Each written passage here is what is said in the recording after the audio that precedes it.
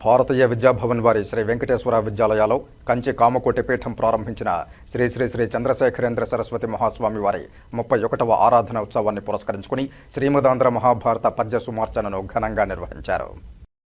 తిరుపతి అలిపిరి సమీపంలో గల భారతీయ విద్యాభవన్లో నిర్వహించిన ఈ కార్యక్రమం జ్యోతి ప్రజ్వలన మరియు భవన్స్ ప్రార్థనతో ప్రారంభం కాగా 6, 7, 8 మరియు 9వ తరగతి విద్యార్థులు మహాభారత పద్యాలాపన చేశారు.